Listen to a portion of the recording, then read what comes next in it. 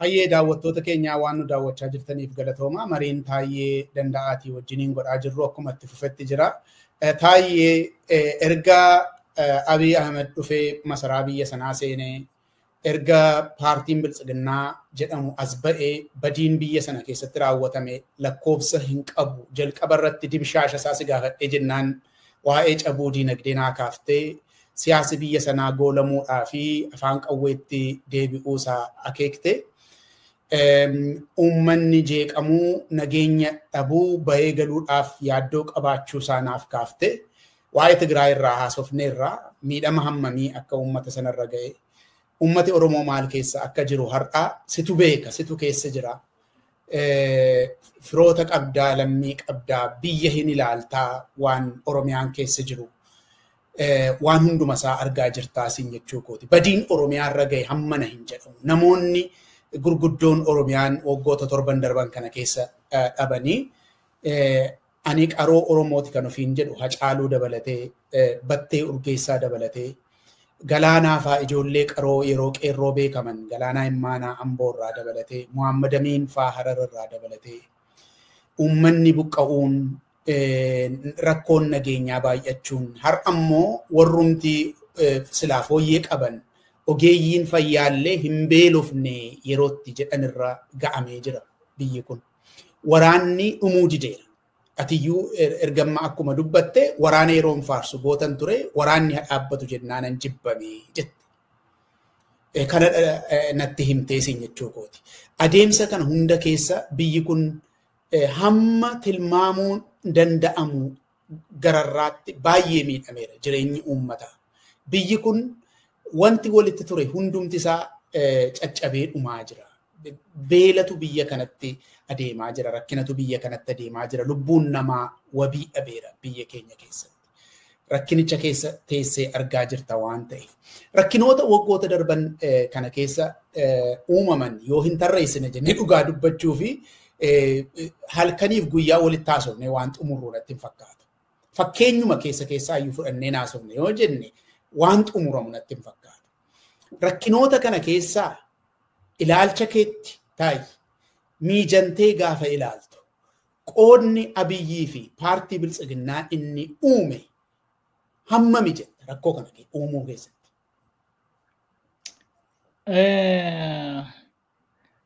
Yoo rakkoon tokko jennee lama jennee waan lakkoofnu miti. Akka tu kaafte baay'eedha. Erga duratti isuma kaasaa turre. Amma wanti ati na gaafatte abbaan eenyudha?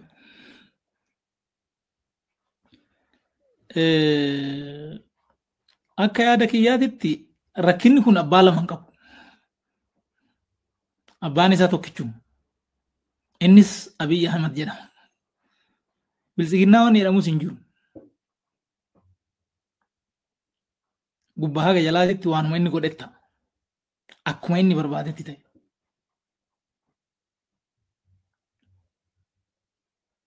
Waliigalatti rakkoo karaa kufaatii diinagdeetiin gaheefis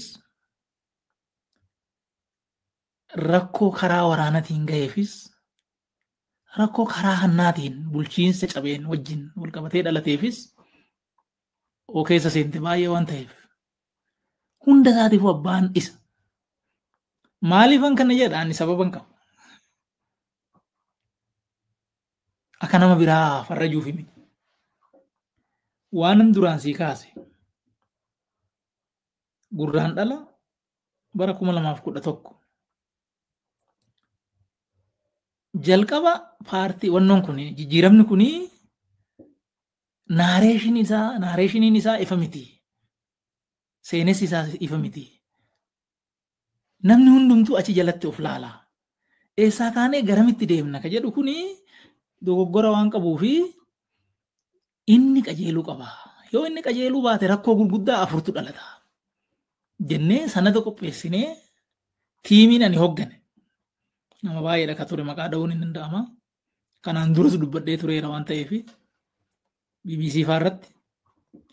waan kana sanada qopheessinee rakkoon tokkoffaan jeeqama nageenyatiin. Jeeqama nageenyaatti dhufa. Jeeqama nageenyaa kana immoo karaan ittiin qolatamu kanaa jennee lafa goona.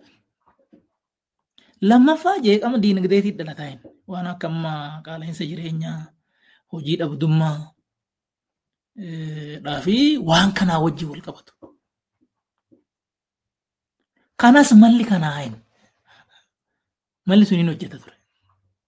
Sadaffaa jeeqamni bulchiinsaa hin dhufaa. Haqin jal'ata, hannin babal'ata. Saniif immoo akkaataan bulchiinsi riifoormitti ta'uu qabu kanaa hin. San bira darbee dippiloomaasii wal qabatee rakkoon dhalachuu akka danda'utti.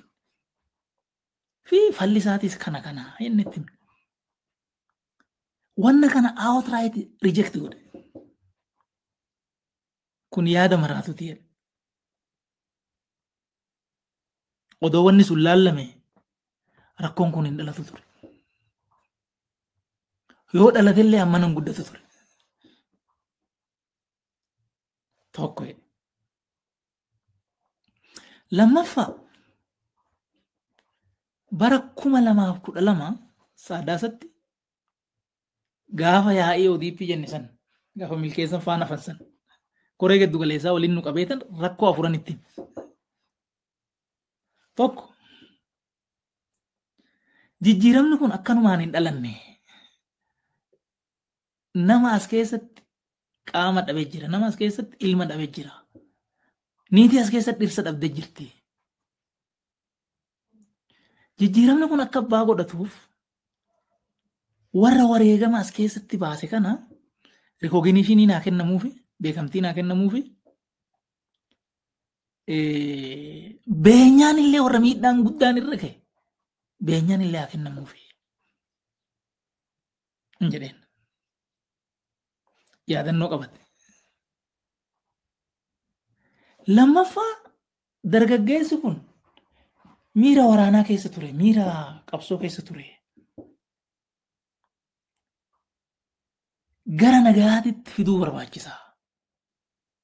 Tokko maayindi seetinuu gara nagayaa akka dhufu. Lammaffaa immoo carraan hojii bal'inaan uumamee akka hojiidhaan qabamu gochuu barbaachisa. Yoo kana ta'uu baatee dargaggeessi kun hojii dhabee yaanni isaa duruu achi jira. Qabsoo ofii fide kanarratti deebi'ee finciluu danda'a jedheen. Sadaffaa hanni ariitii baay'eedhaan fiigu jira. Ammoo wayyaan illee nyaate. Nus hin dhiisu wanni kun. Dubbiin annaa kun luugamattaa godhamu jedheen. Afuraffaan itti gaafatamummaadha. Itti gaafatamummaan yoo jiraachuu baate sirni sirnan ta'uu jedhe. Nama aanaa tokkotti akka godhe aanaa biraa jijjiiranii sadarkuma saniin muudaa oo barbaadan ol guddisaa wanni kun sirna hin godhu. Iftoomin itti gaafatamummaan dhufuu qabaa jiraachuu qabaa kan akka yaadannoo qabatee achumaan galee callisa.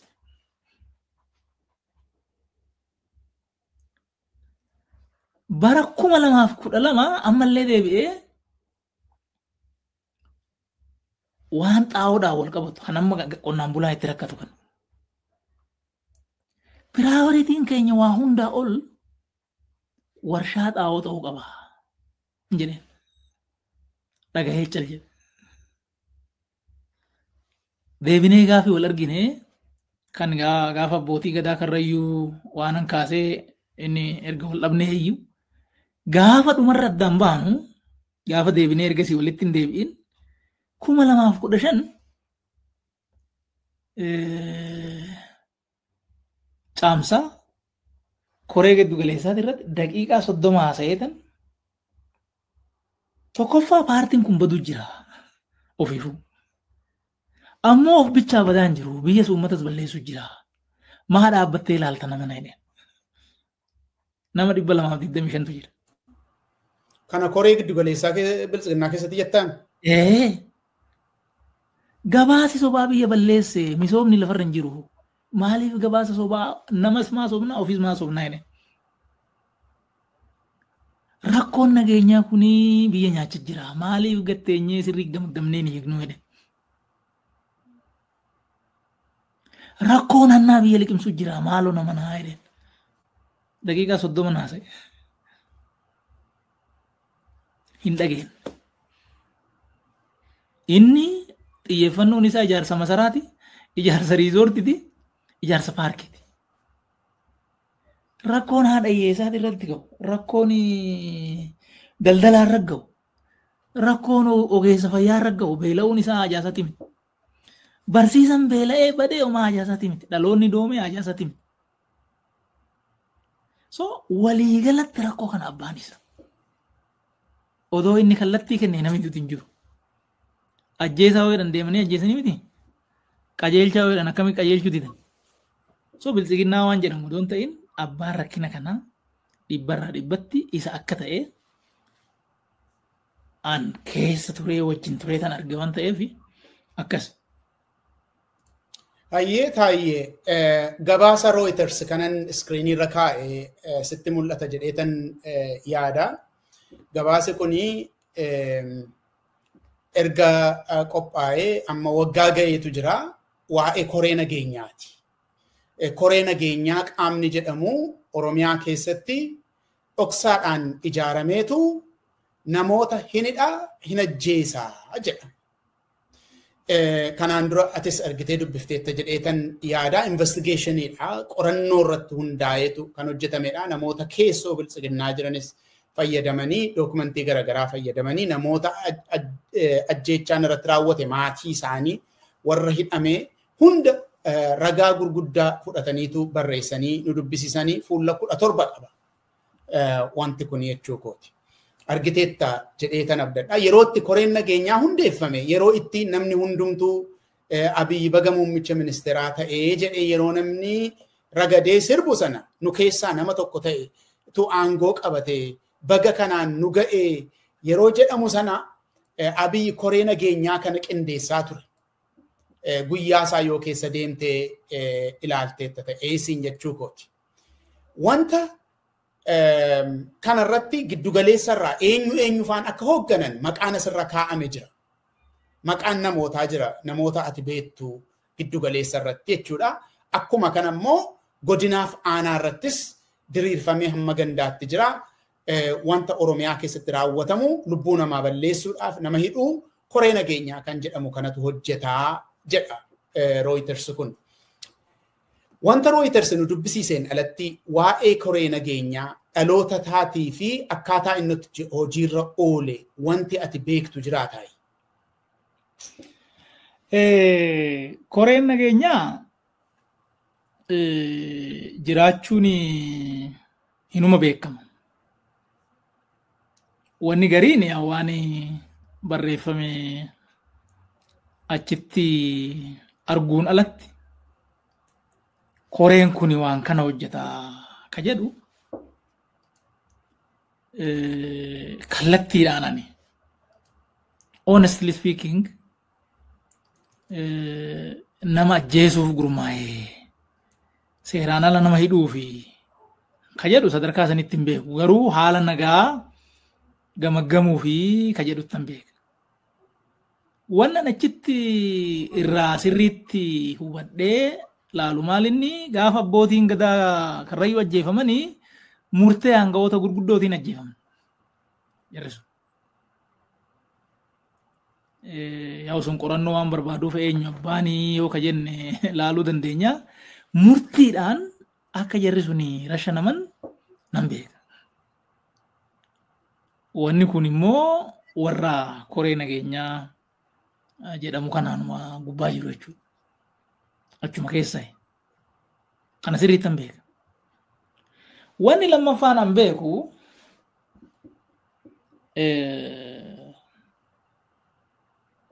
waajjira bulchiinsaaf nageenyatii fi hoogganaa poolisii gubbaa qabee aga jalaatitti wanni gaafa pirezidaantii Lammaa ture sun hundumtuu akka jijjiiramu godhamee akkaataan itti jijjiiramu immoo nama mardararii ta'e nama naatoo namaaf hin qabne nama gara jabeessa muudamuu qabaa jedhamee waggaa kallattiin kennamu dhagayeera. Namni naatoo namaa hin qabne kan nama ajjeesuudhaaf murannoo qabu akka muudamu. Nama gara jabeessa nama naatoo hin qabne mardarariin godhamuu qabaa jedhee Fiqaaduu Tasammaa kallattii kenne namaddii ta'e. Kana uummata teessee bira taa'ee maaliif akkana jedhamaa maalinni wanni ka jedhullee waluu gaafan isa jedhe kan. So wanni dabalataa ani beeku kana waan biraa garuu akka kaayootitti kana gochuudhaaf han jedhu barreeffama isaa maal isaa quban qabu waan Reuters barreesse dubbisee jira. Ammoo ajjeechaan abbootii gadaa karrayyuu murtii namoota gurguddaatiin aangawoota gurguddaatiin akka ta'e nan beeka.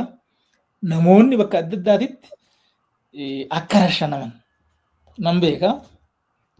Waan kana wanni ifattis mul'atu waan jiruufu fi kun namni waajjira hoogganaan bulchiinsaaf nageenyaa achumaayis gabbu'ee waajjira amma haga aanaa gahutti godinattis gabbu'ee namni isin achirratti muuduu qabdanii nama mardararii nama namaan naane ta'uu qabaa nama sodaanne ta'uu qabaa ka jedhu hoogganni poolisiitis akkasitti ta'uu qabaa ka jedhu kallattiin akkasii hoggaa kennamu biran jiran. Hayyee kana har'an dhaga'anii takkaa dhaga'ee hin beeku akkatti dhageenyus hin qabnu of course keessan turre waan ta'eef baay'ee galatoomi taayyee. Gaaffii tokko waa'ee badii sirna biltsiginnaa erga kaasuun keenya hin hafne kan inni si gaafachuu barbaadu. Badiin bara kana keessa raawwate abbaa lama hin qabu naan jettee abbaansaa biltsiginnaa iyyuu mitii maqumaanii Abiy Ahmed jedhamaa naan jette. Ati akka nama achi keessa hojjetaa ture tokkotti akka nama paartii kan Oromiyaa keessa gadhaabeetti akka nama ijoollee Oromootti paartii kana beeksiseetti itti gaafatamummaa ani qabu jira jettee yaaddaa badii badeef wanti ati qooda kooti jettee jettu jira taayyee. Yaa'u yakka wanni jedhan kuni qalbiin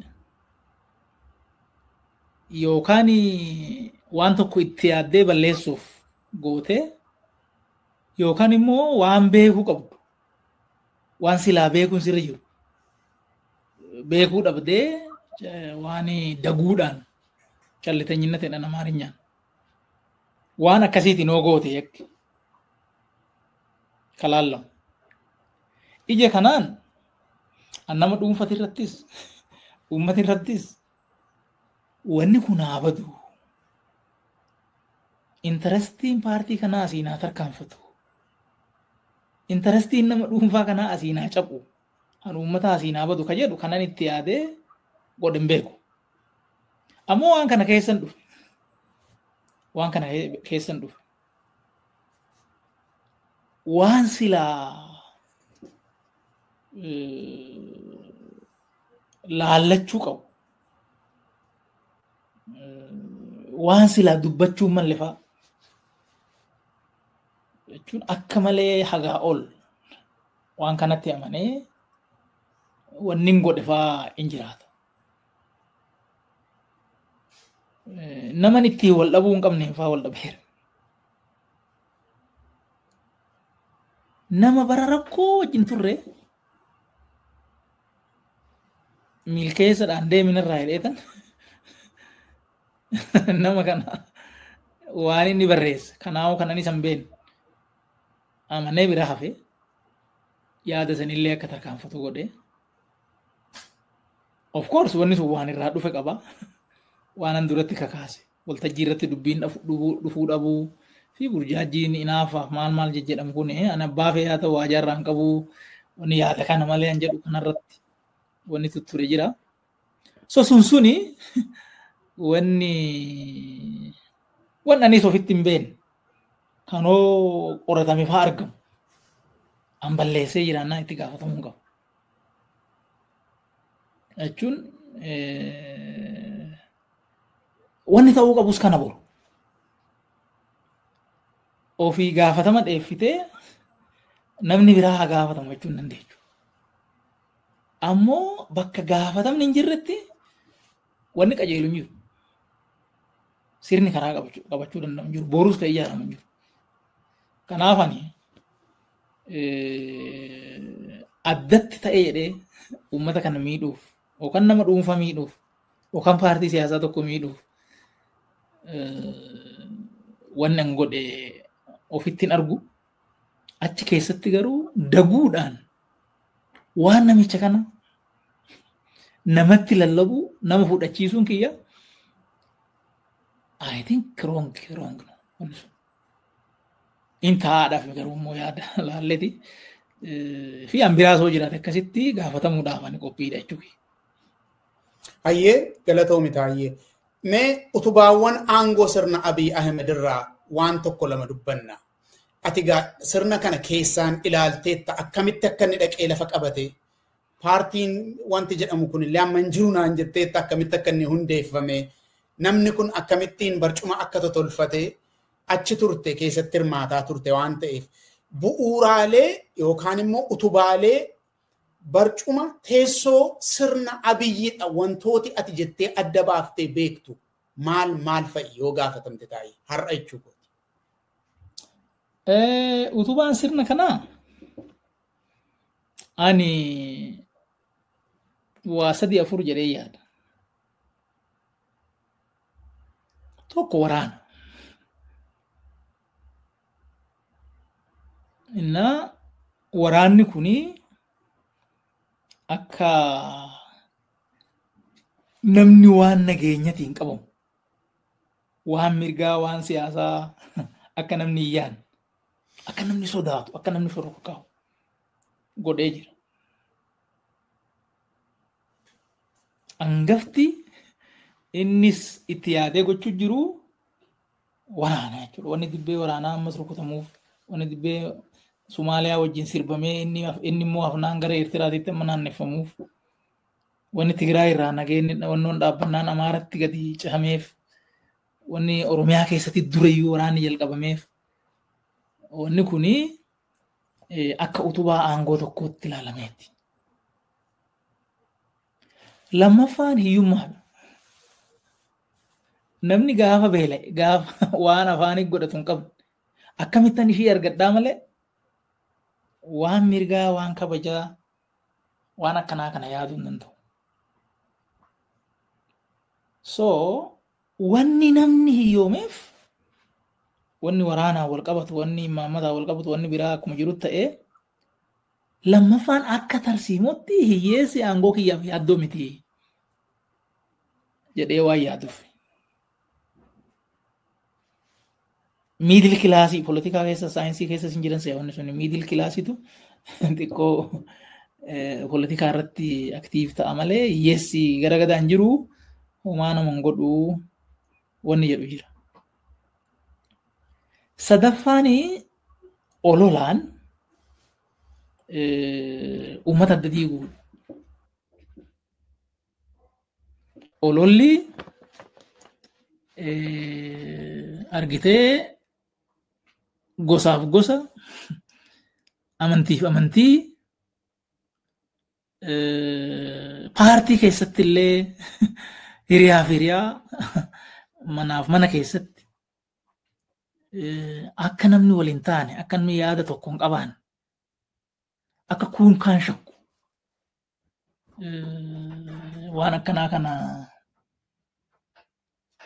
gochuun jira. Wanni ololaa wal qabatu hawaasa kan addaan diiguu tokkummaan akka ittiin gochuu wal shakkiin sabaaf saba hedduutti aanaaf aanaa hedduutti every bakkatti silaa diigamuu danda'u hundatti ololli akkanaa akka faca'uu fi akka tokkummaan uummataa hin ittiin gochuun sadaffaadha. Afraffaan ammoo maali? Warri silaa qabsoo goona jedhu itituu dadhabuudha. Kiyyoo inni diriirsee hin qabamanii kun kaan irratti shakkii inni facaase kana akka inni ta'e jedhee godhu beekanii san cabsanii walitti dhufuu dhabanii akka inni barbaadutti naareeshinii wal faallaa keessottis ofiifuu ammoo daangaa cehee kan bakka biraatii qabsaa'u wajjin akkasitti waan wal dhiitu waraana dalgaa keessa galuun wal diddaa dalgaa keessa galuun utubaa waan kanaati ka jedhu yaada jechuudha. Baay'ee galatoomi taa'e. Propagaandaa guddaa sirni Abiyyi Ahmed itti fayyadamu keessaa tokko keessoo Oromoo fi saboota biratti nuti mootummaa Oromootii kan jedhu gurgurachuu akka ta'e hin beekama. Ati yeroo keessa jirtu yaada kana bittee beektaa? Yoo bitteetta ta'e bu'uurri isaa maal ture? Dhugaa dubbachuuf yaada kana bitee hin beeku. Wanni na jibbisiisu keessa tokko waa lama tokko Oromoon biyya bulchuu hin danda'a agartanii an jedhu jira tokko. Jechuun waan si saalfachiisa. Biyya bulchuu hin dandeechuun hin jedhani kunoo dandeenye miti an jedhu tokko jira. Which is waan daa'imni waggaa shaniitu hin jenne jechuudha. Jechuun wanni sun tokko na jibbisiisa. Lammaffaa wanni kun waan Oromooti jedhanii gaafa lallabanii wanni kun tokkoffaa innuu miti. Lammaffaa odoo ta'ee hin himani waan akkanaa. Odoo ta'ee waan akkanaa himan. Ammoo an honestly ammas biyya kana keessatti sirna fedhii faayidaa Oromoo eegu malee mootummaa Oromoo miti ana nan barbaadu. Sirni jiraatee itti gaafatamummaan jiraatee iftoominni jiraatee fedhii faayidaan Oromoo akkuma fedhii faayidaa sabootaaf sablammii biraatitti walqixxee ittiin eegamuu danda'u. Malee sirna Oromoo wanni jedhan honestly qalbii kee keessa hin jiru ammas. Sirna kana ana toogganamoo Kuraabbaachoo toogganamoo Agos toogganamoo abbaa biraatis waan biraatis. Wanni godhamu sun garuu nama hundaafuu qixxee ta'ee mirgi nama hundaatu eeggamee walqixxummaan dhugoomee haqi jiraatee nagaan jiraatee namni jiruu wayyaa qabu hoo jiraatee kana wanni godhamu qabu. Oromoon mataarra taa'ee namni maqaa afaan Oromoo dubbatu namni maqaa Oromoo himatu ammoo haati Oromoo mana wajjin gubatte yoo ta'e wanni sirna Oromoo nama jechiisu maali?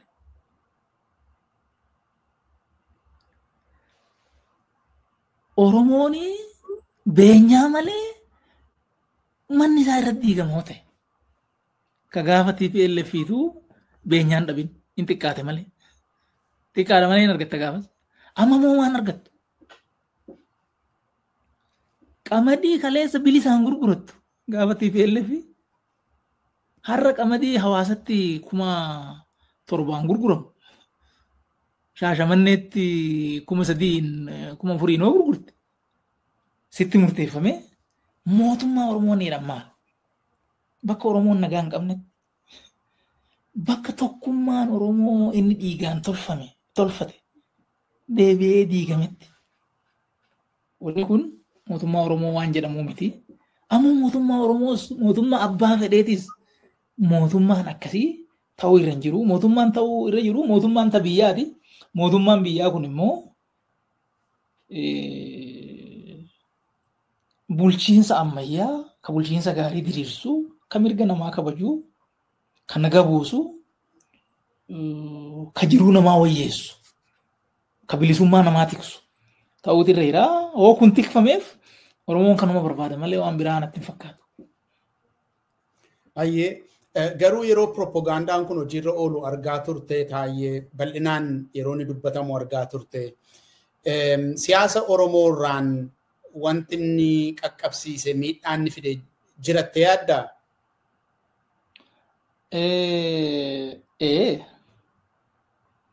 Miidhaa qaqqabsiisee jira. Mee akkamitti? Takkaa jedhee hin beeku waan kana. Ofii kiyya namuu barruu kiyya keessa sin jiru, dubbii kiyya keessa sin jiru laaluu dandeecha. Namuu laaluu danda'a jedhee hin beeku. Wanni kun immoo jedhamuu hin qabu dubbannee beekna. Gaafa ammaa Bahar Daar dhannee wannoo gowwomsinee dhufnee maali qumaara maal siyaasa jedhame suni. Qumaara nyaannee galle. Tokkoffaa hoggasumaa wanni kun sirrii miti akkam jettaa gaafa jedhamu bira hin jira waan ta'eef maaliif akkanatti jedhamaa jedhee gaafadheera. Eenyuun gaafatte? Ergasii booda immoo gaafa inni miidiyaa. Eenyuun gaafatte? Shimallis. Ayyee. Gaafas koominikeeshinii irra ture miti dhaan. Ayyee. Wanni kun koominikeeshiniin akkanaa hin jiru akkamitti akkana jettaa jedhee gaafadheera. Itti dhiisedha. Lammata immoo gaafa wanni kun miidiyaatti bahu wanni kun bakka nun bu'u nuyi waan obbolummaa waan ida'amuu malee waan qumaaraa quban qabnu jedhee ibsa kenneera. Tokko takkaa jedhee hin beeku. Garuu maal inni miidhaan inni geechise yoo jettee namoota hubannaa bal'aa hin qabne namoota fayyaaleeyyii wanni kun gowwoomsee jira. Mootummaa Ilma Abbaa Gadaa, mootummaa Oromoo, mootummaa maalii kan jedhu kuni gowwoomsee jira. Bakka biraatii mormiin gaafa ka'u akka waan Oromoon mormameetitti akka namni ilaalee wajjin duula bahu. Waan kana godhee jira jechuudha. Oromumaa immoo Oromoo waan kana sirrii miti jedhee ergamtuu diinaa jedhamee akka dubbatamu godhamee jira.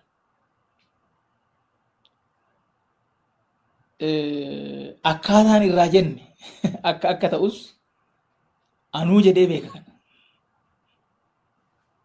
Jechuun yaa'u hariiroon nu TPLF wajjin qabaachaa turre jira. Haga dubbiin sirriitti nuun dhufin namni waan kanaan faallaa deemu akkuma waan TPLF tumsee dhufetti sadarkaa itti hubannee jira parsonaali. Mootummaan kun ka Oromooti jechaaf odoon ta'in garuu TPLF olaantummaa deeffachuu barbaada. Bilisummaa fi dimokiraasii amma ijaaraa jirru kana faallessuuf dhufa. So namni faallaa kana dhufu isa tumsaa jira ka jedhu akkasitti haasofnee beekna. Mootummaan ka Oromooti jechaarraa garuu miti. Baay'ee gaarii.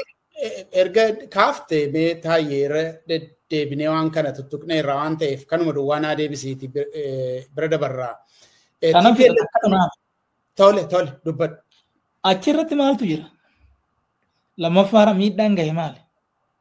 Naareeshiniin mootummaa Oromoo jedhamu kuni yakka warri kuni sabaaf sablammii biraati irratti raawwatuuf Oromoon akka jibbamu godhee jira. Sirni apartaayidii Oromoodhaan gaggeeffamaa akka jirutti Oromoo ibiddaan gubachaa jiru.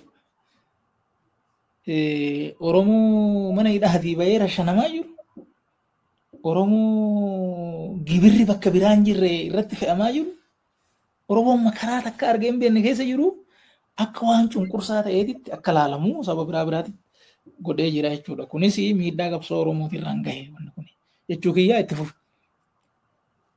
Maqaa TPLF waan oofteef jechuu kooti.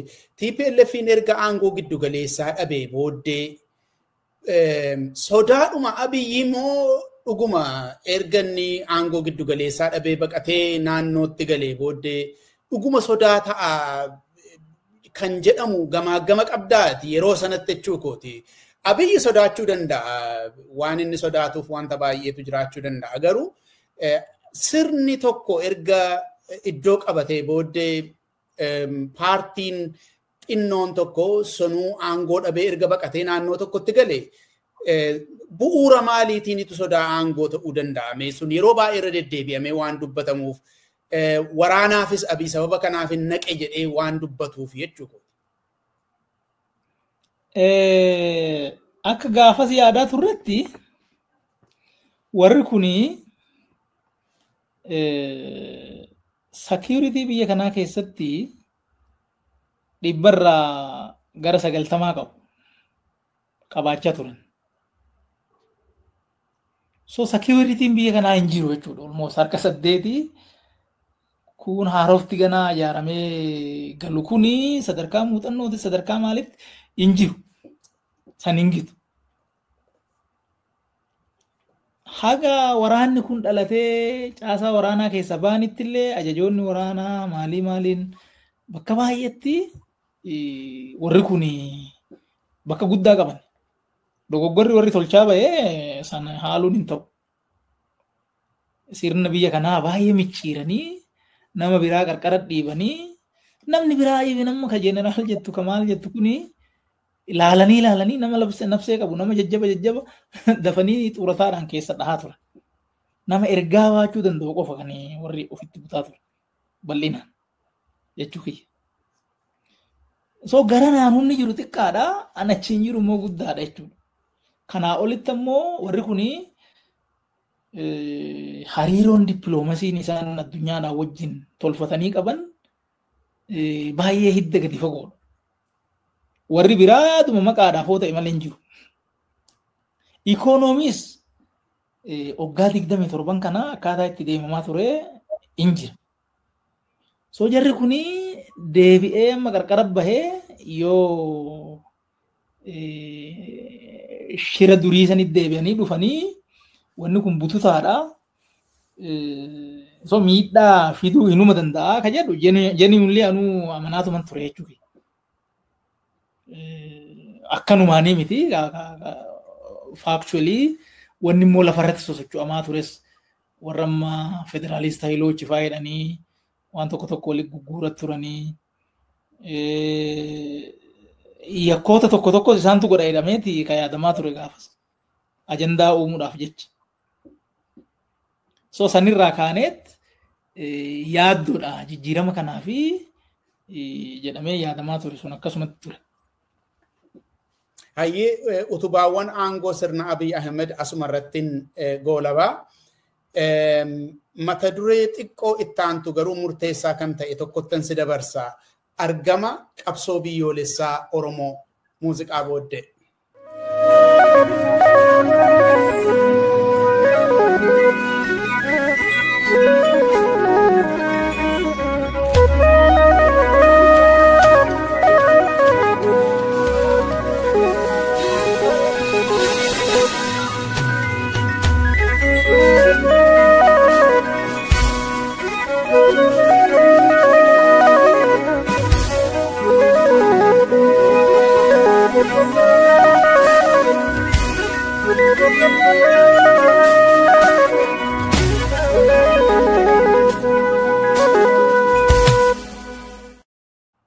Hayyee daawwattoota keenyaa waan nu daawwachaa jirtaniif galatooma. Mariinuu Itaayyee wajjin goonuu itti fufee jira.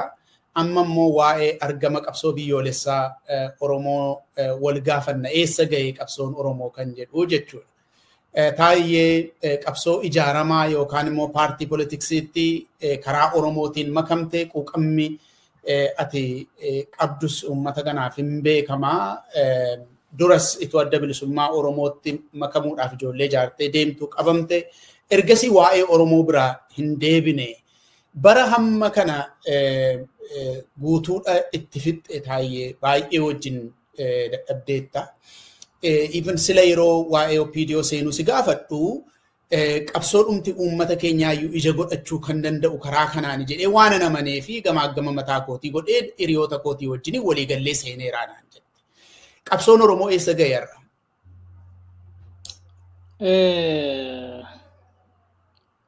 Qabsoon Oromoo argitee namni gariin bilisoomni jettanii nu goyyomsitanii ka jedhu jira. Gaafii gaariidha wanni kun. Ammoo ifa ta'uutu irra jira. Bakka qabsoon Oromoo irraa ka'e nama addeessuun baay'ee hin barbaachisu. Oromoon an Oromoodha jedhee gaafa inni yaaduu hin dandeenye irraa ka'e. Gaafa inni gosaan of beeku irraa ka'e. Gaafa afaan Oromoo dubbachuu yakka ta'e irraa ka'e. gaafa ijaarama hin qabne irraa ka'e. Achi finciltoota qonnaan bultoota Baalee achirraa immoo Maccaa Tuulamatti achirraa immoo Abaa'ootti achirraa immoo Opidiyoon kunillee achirraa immoo kaafaa onni Oobkoo jedhanii gaafas kan hundumaa ta'eet gaafa 19 duubatti deebinee olaalu 1960moota keessa Oromoon sirna abbaa lafaa jalaa bahe. Oromoon gaafas baay'ee qabsoo godhee jira. Namni akka Hayilee Fidaa fa'aa barattoonni yaa sabaaf sablammii biraa wajjin kophaa miti. Wanni sun ta'ee jira. Sunuu akka gaariitti milkooyne garuu gaafiin lafaa deebi'ee jira gasan. Achi booda immoo 1983 yookaan 91 hanqinni jiru akka jirutti ta'ee afaan ofiitiin hojjechuun, afaan ofiitiin barachuun wanni kun wanni achi keessatti rakkoo ta'e gatiin achi keessa kaffalamee fi wanni dhufe. Of course wanni sun waan duratti kaafne wanni gaafas gad dhaabbate sun waan gaafa qeerroo itti ta'ee achi geessaniif bu'uura akka ta'e dagachuun hin barbaachisu. Akkasumatti keessa deemee dhufee gaafa 2008 or 2016 akka faranjii Oromoon kaaba kibbaa tokko ta'ee bahaa dhiyaa tokko ta'ee beekaa wallaalaan wal dhaggeeffatee tokkummaadhaan Itoophiyaa miti Afrikaa miti waan addunyaa raajee hojjete. Wanni sun namni waan san xinneessuu danda'u hin jiru qabsoo qeerroo sun. So harka duwwaa waraana sadarkaa mo'uu danda'utti sadarkaa sanitti itite Oopidiyoo duraan faallaa qabsoo Oromootiin keessa warri deeggaroodhuma jiru faallaa qabsoo Oromootiin deemullee hawwatee gara qabsootitti dabalee uummata Oromoo siyaasaan odoon qoodiin kutaan odoon qoodiin amantiin odoon qoodiin kilaasiin odoon qoodiin hundumaa tokko godhee humna godhee humni sun dhaqee waan isa ukkaamsee qabe san ofirraa cabse. Wanni kun bilisummaa waajjira. Bilisummaa hoo jettu ija tokkoon kanu waan si roorrisu waan si ukkaamsu ofirraa cabsu. Garuu gaafa injifatu injifannoo isaa kanaa nama taanitti kennate jechuudha. Argitee Oromoo waan jedhu siiniillee ijoollee hin cabsinetti kennaniidha. Siinii hoggaa mana dhageetti buna namaa geessiidha. Qabsoo bara dheeraa wareegama meeqa gaafatee injifannoo dhufe kana of course kagama keenya kagama samaaf sablammii biraa akkuma jiru ta'ee sadarkaa biyyaatitti akkamitti waliiniin akka jiru ta'ee qaqee keenya namni nuyi dhumarratti ulee itti kennine waan kana goolii keenya dhiite jechuudha. Namni sun. So injifannee jirraa bilisoomnee jirraa garuu bilisoomaan suni deebi'ee butamee gabrummaatti. Qabsoon Oromoo jalaa ka'ee suuta suutaan ititaa dhufee fiixa dhagee sun mataa isaati irratti xannachi margee jechuudha. Mataa isaati irratti xannachi margee xannachi kun asii gadi nyaata. Waan Oromoon kaleessa argate gurguddaa keessaa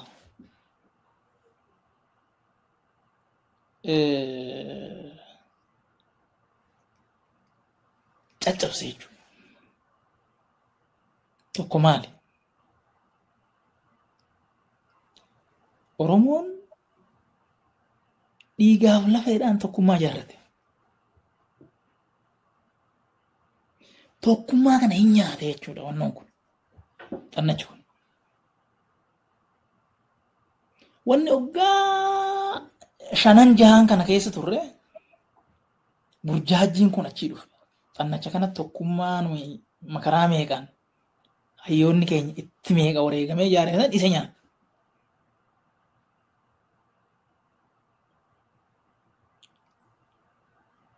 Lammaffaa maal godhe? Lammaffaa Oromoo hin hiyyoomse. Kaleessa qonnaan bulaanu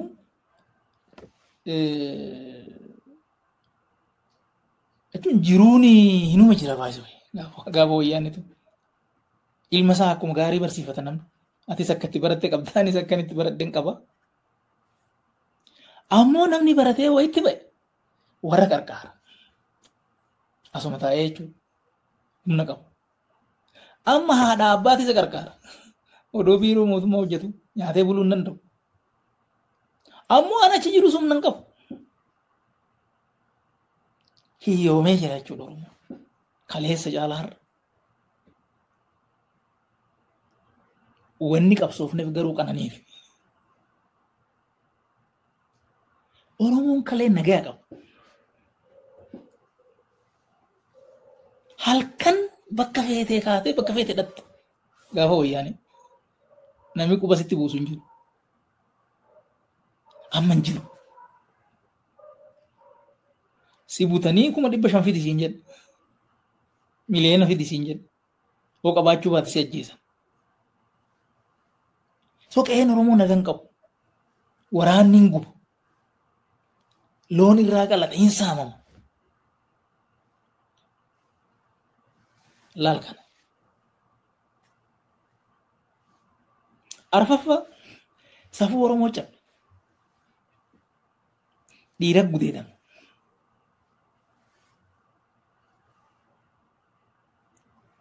Ilmaan fuulduratti abbaan ajjeefama. Dhirsa fuulduratti niitiin gudeedamte. Abbaa gadaa ajjeefame.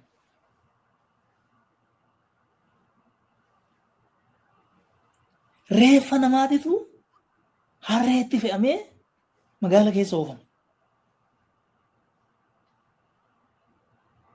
Namni ajjeefamee akkan awwaalamne dhoowwamee bineensa nyaachifama. Kun safuu Oromoo, duudhaa Oromoo cabbe. So amma identity crisis keessa nu galchuuf deemaa jechuudha. So akka amma itti jirru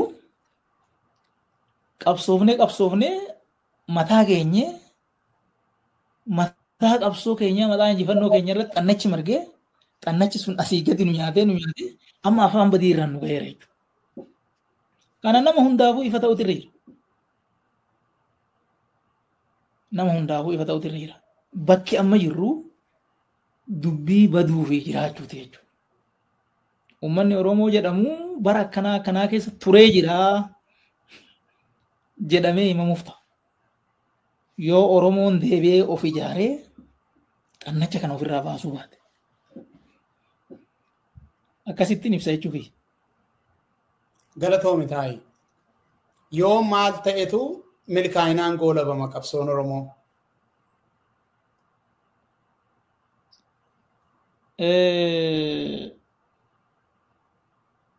Oromoon humna guddaadha.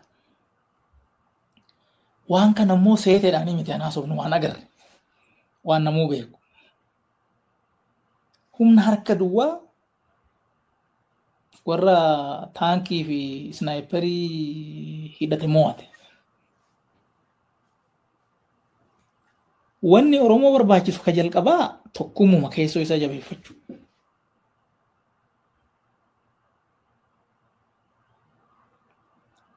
Lammaffaan sabaaf sablammiidhaan wajjin hiriira isaa tolfachuu. Hundaa ol garuu maali qophii gochuu barbaachisa. Kisaaraan kaleessaa akka lammata nutti hin deebiin. Injifachuun keenyaaf hin qabu. Inni injifan. Namni achi keessatti jiraachuu danda'a. Gatii baasu jiraachuu danda'a. Takkaa shakkiin hin jiru Oromoon hin mo'ata. Injifannoon Oromoo garuu fiixaan bahuu ka danda'u gamanuma waan boru dhufu tilmaamanii qophii gochuun hin barbaachisu. Waan tokko dhiibdee kuffisuun waan tokko ta'e erga sun kufee booda wanni itti yaanee maal inni kamitti waan sammaanee jigoona. Eenyummoo namni waan kana nuu qabuu danda'u ka jedhu gamanuma itti yaadachuun hin barbaachisa jechuudha. Akkanatti milkaa'a. Hayyee dhaamsa xumuraa sa'aatii baay'ee haasofnee gara dhaamsa xumuraatti si geessa Taayyee. Egaa akkuma sila dubbanne biltsiginnaa Oromiyaatti beeksiftee kaadireetti ijaartee yaada isaatti lallabdee turte akka inni ijaaramu goote. Kaadiroota bobbaaste sanaaf har'at keessatti dhaamsa maalii qabda tokko? Waluma duukaa akka deebiftuuf akkan adda sin kunneef jedheen kaadiroota sanaaf dhaamsa maalii qabda? Warra kaleessa bobbaafte sanaaf. Qabsaa'ota Oromootiifoo tokkummaatu fala jetteetta. Kun kan xumuraati waan ta'eefi qabsaa'ota Oromoo har'a jiraniif ati qabsoo hidhannoon fudhadhu jetteetta. Qabsoo isuma bifa ati fudhattuun jiruun warra deemaniif dhaamsa maalii qabda? Uummataafoo waliigala uummata keenyaatiif dhaamsi ati qabdu jiraa? Warra Oromoodhaa ala jiranoo sabaaf sablammootaa waan jettu qabdaa asumaan. Akkan adda sin kunnee warra kana tokko tokkoon dhaamsa qabdu himiifiiti sagantaa keenya kanumaan goolabna. Baay'ee gaariidha. Yaa wanni haasa'aa turre kuni itti gallisaa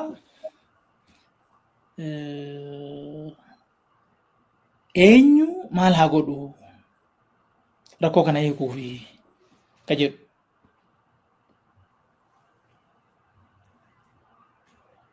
So asitti namiifuu haga naa galutti qooda kennuun barbaachisaa. Warri ani ammas kaadireen, milishaan, poolisiin, hojjetaan akka naa galutti dhibbarraa harki 99 ofiifuu rakkataadha. Yaa'u rakkatee garuu nama rakkisuu danda'a. Maal jechuudha kun? Odoon jaalatin deemii nama darare yoo siin jedhan yoo filannoo biraa dhabdee ijoollee qabdaa nyaachisuu fi maali godhuu dandeecha. Garuu galtee raftu.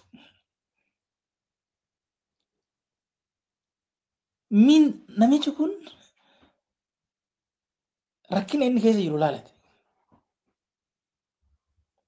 So wanni irra gadee jiru kuni murna xiqqaa wayii ka ofiifuu jiruu asii hin qabne kan hatee yookaan Dubaayitti yookaan bakka biraatti mana ijaarrate ka ijoollee ofiillee asii baafate ka bakka biraatti barsiifatu. Murna xiqqaan jira. Isarraa kan hafe nama hundaafuu biyyi tun tanuma isaati. Kanaafuu yeroo hunda gara uummataa goruun keessottis qabsoo gochuun waan silaa barreeffamee jiru kaan irraa wal sodaachuu dhiise biyyi baduuf deemti waan ta'eef hin ta'u lakkii kun nu balleessaa jedhee keessottis qabsoo gochuun uummata irrattis dararaa godhamu kuni wanni godhamu wanni seeraan alaa wanni nama jeesan wanni nama saaman kun hin ta'u lakkii kanarratti jedhee diduun hin barbaachisa. Warri silaa wajjin turre. Yaa'u kun isaan qofarraan ta'u namni biraatis PP jedhee walitti nama hundumaa rakkataas rakkisaas bakka tokkotti yaamee akka namni sodaatee bineensa kana jala sassaabu gochuun qabu. Addaan baasee ilaaluun barbaachisaadha. Namni gaafa biyyi tun diigamte bakka dhaquu hin qabne. Kanuma uummatuma kana wajjin baqatu. Baay'eedha. Milishaan sababa kanatti manaa buqqa'ee bakka biraatti rakkataa jiru guuti. Hooggansi waan kana keessa odoo deemuu inni du'ee ijoollee isaa tisiisnii fi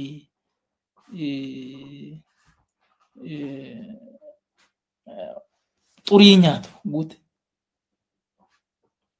So kun hundumtuu biyya tanaaf nagahan malaa, biyya tanaaf walqixxummaan malaa, biyya tanaaf sirnan malaa ka jedhu sun gara sanitti yaadni isaa dhufee gara uummataa goruu irra jira. Karaa nagaa lakki jechuun ciniinnachuun hin barbaachisa. Ittiin bulaa hoo jettee addesi yoo biyyi badde bakka bultuun qabdu waan ta'eef kan jedhu kun tokko kana. Lammaffaa maal inni qabsaa'onni Oromoo maal godhuu qabu? Qabsaa'onni kun yaa akka lamatti yaadda. Tokko warra hayyoota ta'anii fedhii aangoo kan hin qabne garuu immoo faayidaan uummataa akka tarkaanfatu warri godhanii ijoon dubbii isaan laallata jedhee yaadan. Jarri kun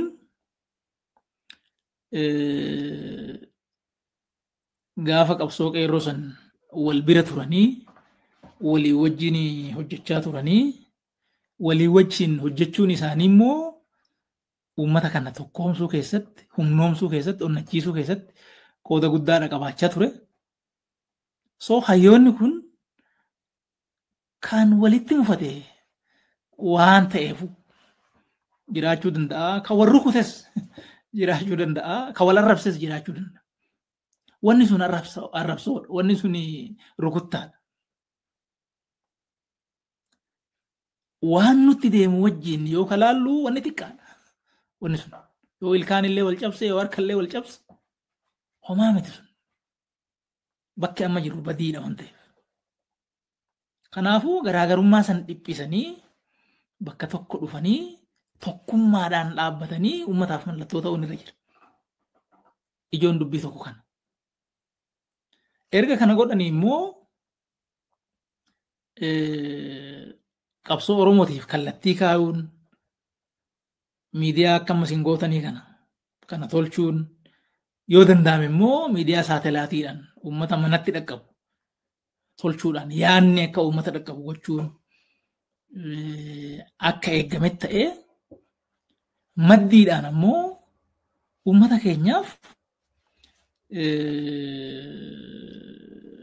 waan amma gurmuu Oromoo bakka adda addaatitti rakkate ka biyyaa bahe bakka inni jiru dhaqee dhaqqabee qarqaaru gurmuu wahii tolchuun barbaachisaadha. Kanaan dura gaafa abaa'oo hirphaa intarnaashinaal waan jedhamu ture.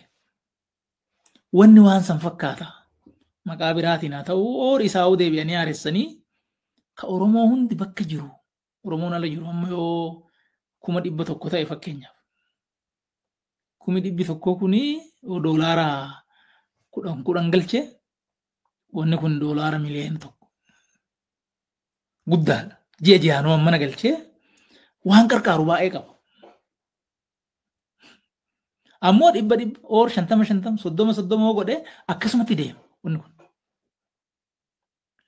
So Oromoo rakkate bakka kamii dhufee amantii kam qabaa odoon ta'in uummata kana hin qarqaaramuu qabaa han jedhu wanni tokko tolfamuu irra jira. Kanas hayyoota tolchuu qaba warra amma poolitikaa irraa adda jiru. Poolitikaa irraa adda jiru jechuun warra paartii poolitiksii keessa hin jirre jechuudha. Lammaffaan advokeesiidha. Oromoo ajjeefamu kana. Oromoo seeraa ala buqqaafamu kana. Oromoo hidhamu kana. Oromoo qaamaa hir'atu kana. Argitee qabsoo keessa dhufne keessatti Oromoo meeqa du'e? Oromoo meeqatu hidhame? Oromoo meeqatu qaamaa hir'ate?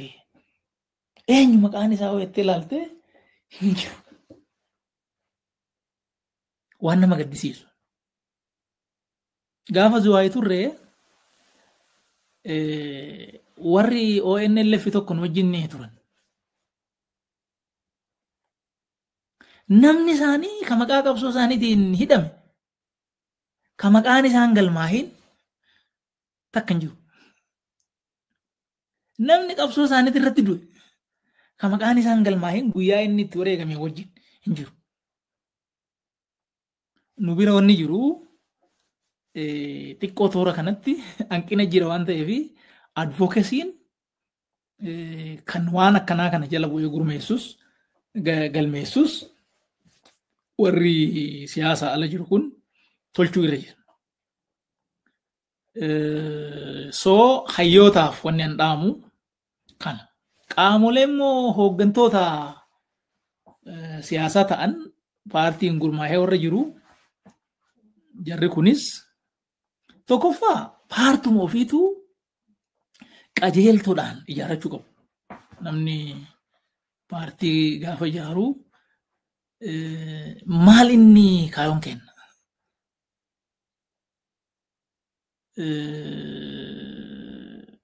Wanni sun ifa ta'uu qaba sirriitti. Akkamitti deemna immoo? Akkamitti nama filan? Hojimaan keenya maal? Saniinuu of ijaaranii of jabeessuun baay'ee barbaachisaadha. Achittuu. Erga immoo kopha kophaatti of jabeessanii booda immoo ajandaa waloo uummataati irratti kan paartiin itti nama addan baafu waan nagaa uummataati irratti waan tokkummaa uummataati irratti dhimmoota silaa national interest uummanni kun akka walootitti qabu irratti paartii abbaa feetee yoo taate hundumtuu awwal faana qabaachuu danda'u. Kaalcharii isaa promoot gochuu irratti aadaa isaa irratti.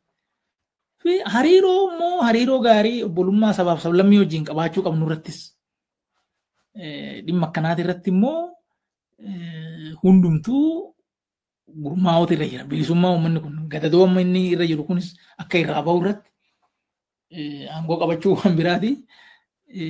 San irratti akkasitti deemuun barbaachisaadha. Uummata keenyaan maali wannan jedhu? Uummanni keenya jalqaba irratti humna isaa beeku. Humna isaa beeku. Inni tokkoomee kaanaan inni lakkii jennaan humna xiqqaa wannoo kanatti dhiisiti abbaan fedhee isa jala dhaabbachuu akka hin dandeenye inni argee.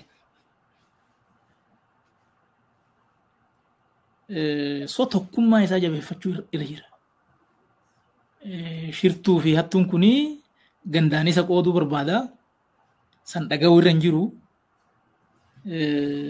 Amantiin isa qooduu barbaada. San dhaga'uu irra hin jiru. Gosaan isa qooduu barbaada. San dhaga'uu irra hin jiru. Wanni na baasu tokkummaadha jedhee tokkummaa isaati irratti cichuu qabu. Namni faallaa kanaan yaadatti fidu diina isaa akka ta'e beekuu qabu. Bakka fedhee waa fidu. Mormituu keessaa dhufu waan mootummaa ofiin jedhu kana keessa isaa dhufu bakka fedhee haa dhufu wanni faallaa tokkummaa isaa yaadatti fidu diina isaa akka ta'e beekuu irra jira. San dhaga'uu irra hin jiru. Lammaffaan gurmaa'insa isaa jabeeffachuu. Afooshaa qaba namni qe'eetti sunuu jabaachuu irra jira. Maatiin akka maatiitti jabaachuu qaba. Bakka maatiin diigametti hawaasi ijaaramu hin jiru waan ta'eef. Ijaaramni inni kaleessa qabu ka gosaa, ka gadaa, even gurmaa'insi amantii hundumtuu jabeeffatee ijaaratu irra jira. Duudhaa isaa eeguu irra jira, safuu isaa eeguu irra jira. Garuu gurmuun tokko gaafa ijaaramu gurmuu biraatiin morkachuuf odoo hin ta'in isaan wal utubee rakkoo akka walootitti itti dhufu injifachuudhaaf ta'uu irra jira. Yookaan ammoo galma akka walootitti qabu bira dhaqqabuudhaaf ta'uu irra jira.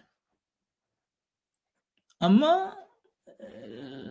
gaafa barbaadan gaafa ofii godhan gosummaa godhuu ofii hin tolfatu gaafa namni biraa immoo miidhaan akkanaa dhufte gosummaadha maal jedhaniitu waan hin taane immoo warri oofuu barbaadu. Booranni jira, yes. Gujiin jira, Arsiin jira, Macci jira, Tuulamni jira. Kun waan haalamuu miti. Kana jechuun garuu maali? Jabinni Booranaa Gujiidhaaf yaaddoo ta'uu irra hin jiru hirkoo malee. jabinni tuulamaa yookaan kamacha tuulamaaf hirkoo malee abdii malee yaaddootti ta'uu hin qabu. Maal jennaan wanni balaa taanaan waliin nu dhufa. Soo jabinni keenya an abbaa tokkoo ta'ee waan san qolatu irratti nu tumsa. Wanni nu waliin feenus akkasumatti abbaan irra jabaa achiin nu ga'a jechuudha. Kanaaf namni akka yaaddootitti yookaan kaan akka diinatitti ajandaa hattuuf shirtuun keessa kaa'uun akkasitti deemuu irra hin jiru gurmaa'ina ofii bakka jirurra. Even personally ofiifuu namni gurmaa'uu qaba. Namni gurmaa'uu qaba jechuun maal? Ejjennoo qabaachuu irra, kaayoo qabaachuu irra, karoora qabaachuu irra. Ofiifuu jechuudha namni tokkichi kophaasa. So sadarkaa sanitti ijaaramaa hin barbaachisu. Sabaaf sablammiidhaan wannan jedhu sabaaf sablammiin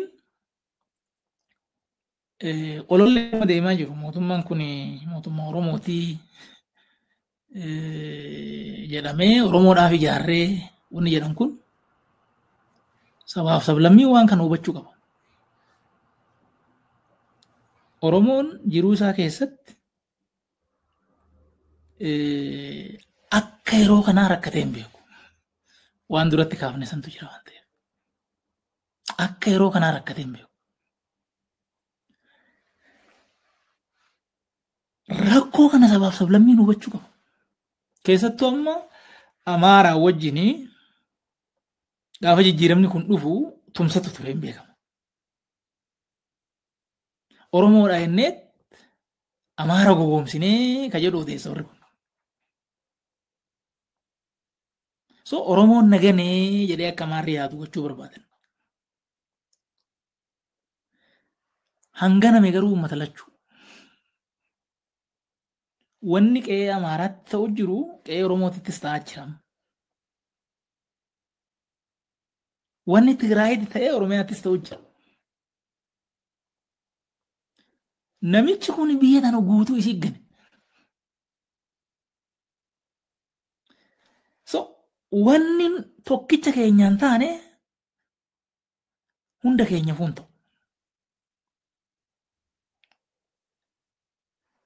Haqaan, bilisummaadhaan, walqixxummaadhaan, obbolummaadhaan yoo hojjetame biyyi kuni hiyyatti miti. Nu darbuu hin danda'a. Namiyyuu ol guddachuu dandeenya. So shirtuu fi hattuudhaan qabamee sabaaf sablammiin sabni tokko saba biraati irratti amantiin tokko amantaa biraati irratti waan akkanaa kun yaadamuun akka hafu fi waltumsi qajeeltoo irratti hundaa'ee ijaaramuun akka irra jiru dhaamuun barbaada sabaaf sablammiidhaaf. Ayyee taayyee baay'ee galatoomii waan dhiyaattee yaada kee asirratti ibsiteef si galateeffachuun barbaada. Daawwattoota keenyaa turtii addaa Taayyee Danda'aa Araddoo waliin mata duree jedhuuni marii hamma ammaatti goone asuma irratti goolabna. Waan nu daawwattaniif galatoomaa isiniin jechuu barbaanna. Qophii biraadhaan amma wal arginutti nagaan turaa.